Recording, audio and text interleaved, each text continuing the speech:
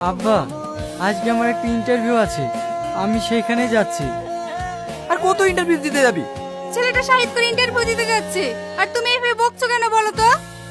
এই বাবু যা, ভালো করে ইন্টারভিউ দিবি। বাহ, রেজাল্টটা দেখছি ভালোই, কিন্তু রেজাল্ট ভালো হলেই তো হবে না।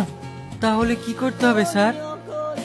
চাকরি পেতে হলে অনেকের মুখ বন্ধ করতে হবে, তার জন্য এটা প্রয়োজন।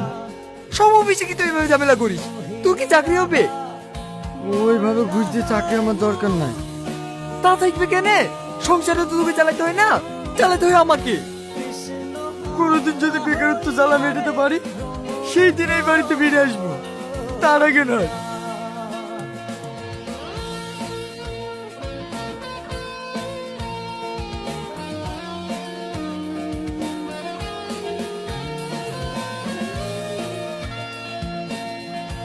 তোমাকে তো দেখে মনে হচ্ছে তুমি অনেক শিক্ষিত, তাহলে এভাবে রাস্তা রাস্তা ঘুরে বেড়াচ্ছ কেন?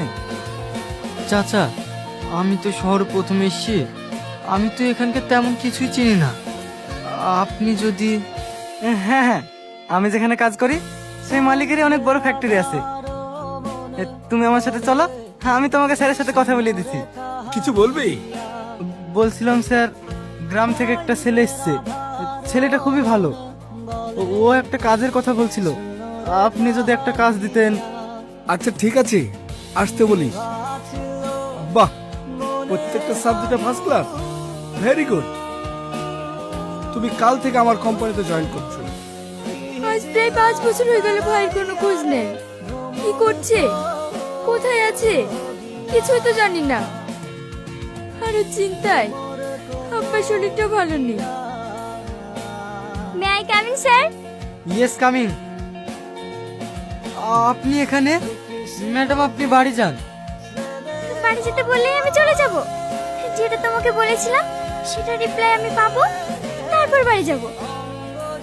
ম্যাডাম এরকম করবেন না প্লিজ, না হলে কেউ দেখে ফেললে খুব প্রবলেম হবে।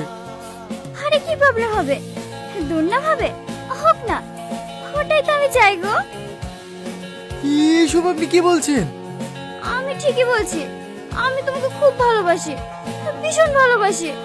তোমাকে ছাড়া আমি থাকতে পারবো না। না ম্যাডাম, কখনো সম্ভব না, আমার অনেক কাজ পড়ে আছে।